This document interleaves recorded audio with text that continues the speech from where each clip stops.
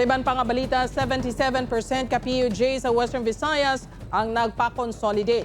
Mga pasahero nabudlayan sa pagtumod sang na-consolidate nga PUJ. Ini ang gintutukan ni Kim Salinas. Halin sa 66% nga consolidation rate sang Disyembre 31, 2023, nagsaka sa 77.2% ang mga na-consolidate sa rehiyon 6 matapos gan-extend sa Abril 30 ang consolidation.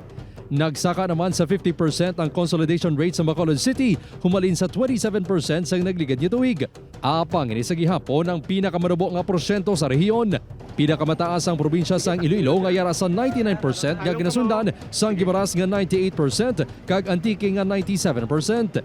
Nagpaandam ang Land Transportation, Franchising and Regulatory Board 6 nga dakpon ang mga PUJ nga tuyo pa magbiyahe pagkatapos ng May 15 nga grace period. Ang reminders lang sila nga you have only 15 days to continue operating. After that, you brace yourself for the operations, anti-colorum operation, pagatigayon sa aton Land Transportation Office. Ang ining nga mga estudyante, ginapasulabi ang safety sa pagsakay sa pampubliko nga transportasyon, gani kung mahimo pa lang, consolidated ang luyag masakyan.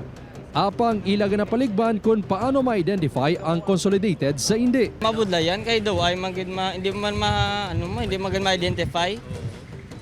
Hindi mo ma-differentiate? Different. Oo, kung diin kay daw pariyo man lang yatsura na mo no. Importante man ang jeep mo.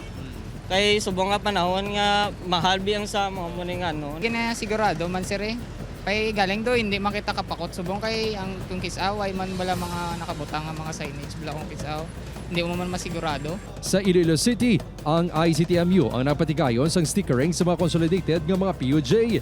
Diri nakapagkit ang numero kag ang ruta sang PUJ kag plate numbers ni. Ini ang makitaan sa windshield sa mga jeep. Upot Kiramel Porquia, Kim Salinas. 1 Western Visayas.